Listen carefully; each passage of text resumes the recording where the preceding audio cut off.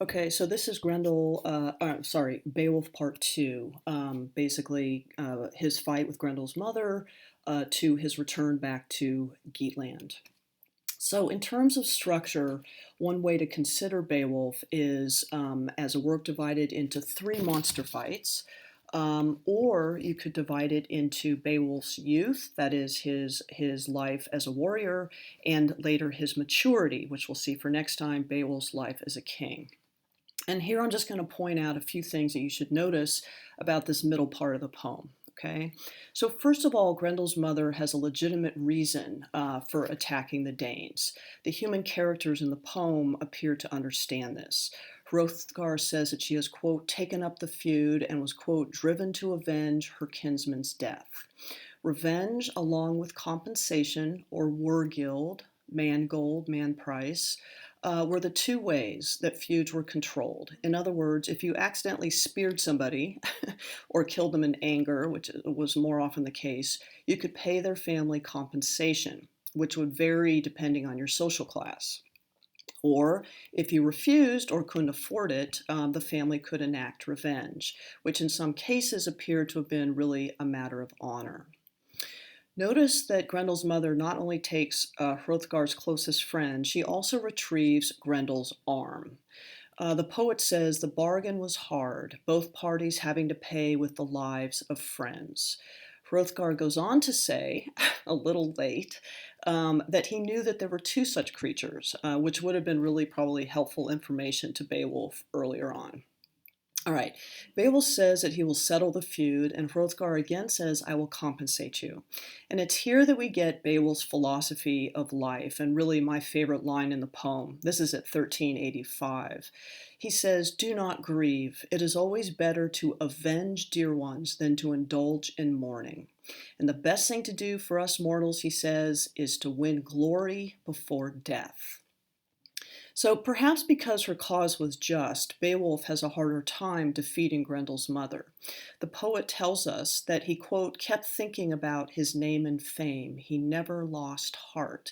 That is, he keeps recalling his boast, which again is a promise, a contract. It's your word. During the fight, we are told a few times that holy God decided the victory. Beowulf's sword that Unferth had lent him fails, and he finds an ancient heirloom that he uses to defeat Grendel's mother and to desecrate Grendel's corpse again by cutting off his head. We're told that he doesn't loot the lair, which suggests that this is noteworthy behavior, and it takes 4 men to carry Grendel's head, which gives us a sense of his size. So we begin to see a number of concerns and themes that we saw in the first part of the poem. It's interesting that the hilt of the sword that Beowulf finds in the underwater lair, we find the flood depicted on it. This is represented as the Almighty's, quote, retribution or revenge on the giants. This is around line 1690.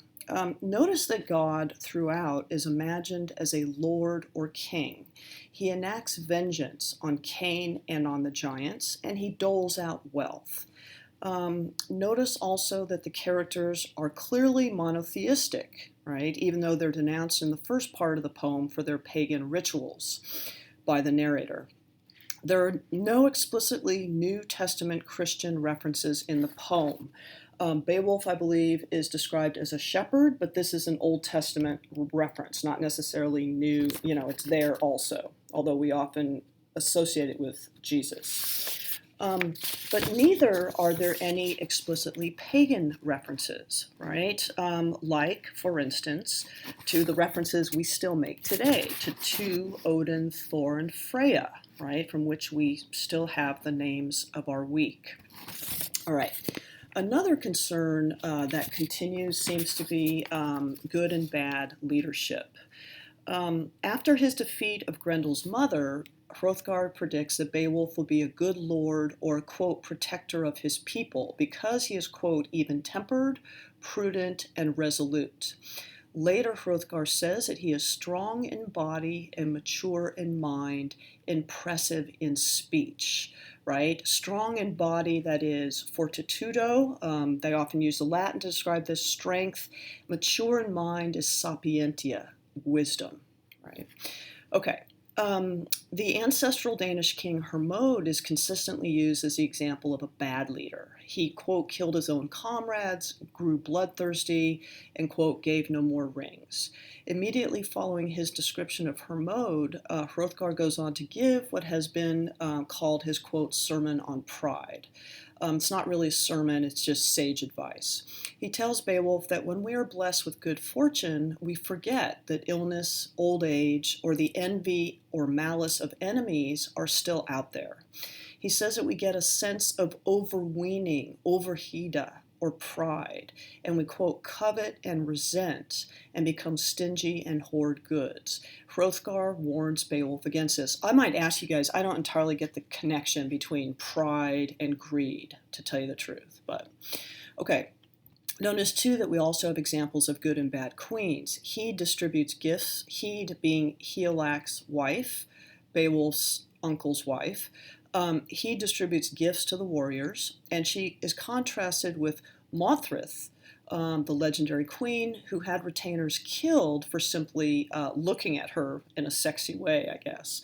A queen is supposed to be a peace pledge or peace weaver between tribes. That is another way in which feuds could be settled, right? Or hostilities ameliorated would be by marrying somebody into a neighboring tribe.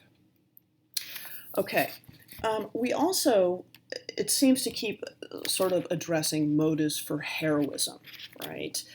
So in addition to fame, which we know is a form of immortality, and treasure, which allows one to have a band of warriors, right? It allows one's own generosity to one's thanes.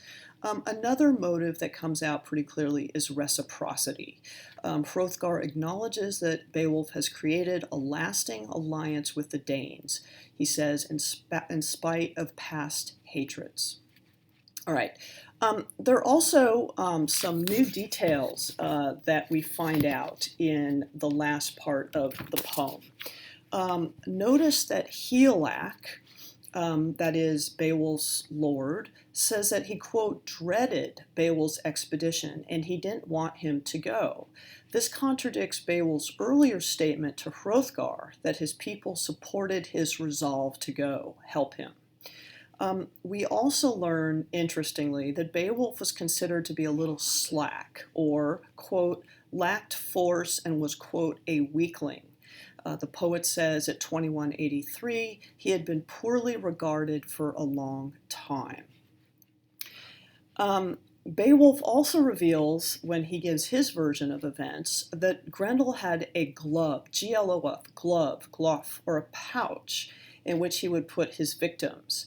And it's interesting, the Geat that Grendel killed, we are told now, it was named Honsho, or hand shoe, which is a glove. Anyway, it's just the poet being cute. Beowulf is said to receive 7,000 hides of land. A hide was 120 acres, so I tried to give you a sense of what this is. Basically the size of Rhode Island in return for his services. And just a couple details to notice. Again, there are these continuous references to boar shapes, right, on Beowulf's helmet, for instance. The boar, again, being some sort of protective totem. And it's also interesting, I thought, Hrothgar's horse is said to have a pleated mane. Thanks for listening.